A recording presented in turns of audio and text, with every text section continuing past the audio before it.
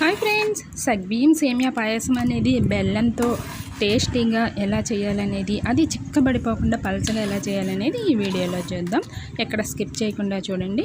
ముందుగా ఒక tea glass కన్నా కొంచెం పెద్ద గ్లాసుతో మనం సగ్బియ్యం అనేది తీసుకుని ఒక అరగంట నీళ్లు పోసుకుని నానబెట్టుకోవాలి. 1 లీటర్న్నర నీళ్లు పట్టే మన గిన్నె అనేది తీసుకుని కొద్దిగా నెయ్యి వేసుకుని డ్రై ఫ్రూట్స్ అనేవి దూరగా నేతిలో వేయించుకుని పక్కన పెట్టుకోండి. అదే నేతిలో మనం 1 కప్పు సగ్బియ్యానికి 1/2 కప్పు సేమియా అనేది తీసుకుని దోరగా గోల్డెన్ కలర్ వచ్చేంత వరకు సేమియాని వేయించుకోవాలి. తర్వాత 1 లీటర్ వరకు వాటర్ అనేది అందులో వేసుకోండి. నేను చెప్పిన ఈ సగ్బియ్యం సేమియా కొలతలకి ఈ వాటర్ అనేది సరిపోతాయి. తర్వాత ఎక్స్ట్రా అనేది ఎక్కువ వేసుకోనవసరం లేదు.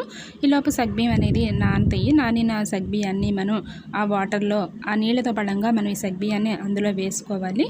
సగ్బియ్యం నానబెట్టకుండా కూడా వేసుకోవచ్చు, కానీ ఎక్కువసేపు అనేది ఉడుకుతాయి. అందుకని కొంచెం సేపు నానబెడితే మనకు సగ్బియ్యం తొందరగా ఉడుకుతాయి. ఇలా ఒక పొంగు అనేది వచ్చేసరికి సగ్బియ్యం ఇలా పైకి తేలి వస్తాయి, కానీ అప్పుడే అనేది కొంచెం ఉడకదు. కొద్దిగా మనం సగ్బియ్యాన్ని ఉడికించుకోవాలి. ఇలా తెల్లగా మనకి నీలి కలర్ వచ్చేంత వరకు ఇలా సగ్బియ్యాన్ని మనం ఉడకబెట్టుకోవాలి వాటర్లో.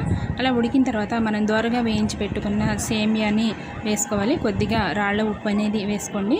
మనం 1/2 kg వరకు బెల్లం అనేది పడుతుంది. బెల్లం అనేది వేసుకున్న తర్వాత 4 యాలక్కాయలు దంచి మనం పొడి వేసుకోవాలి. డ్రై ఫ్రూట్స్ కూడా వేసుకోండి. బాగా కొంచెం మరిగిన తర్వాత 1/4 లీటర్ వరకు పాలు కాచి చల్లార్చి పక్కన పెట్టుకోండి. ఆ పాలని ఈ స్టవ్ అనేది ఆఫ్ చేసిన తర్వాత ఈ పాలని వేసుకోండి.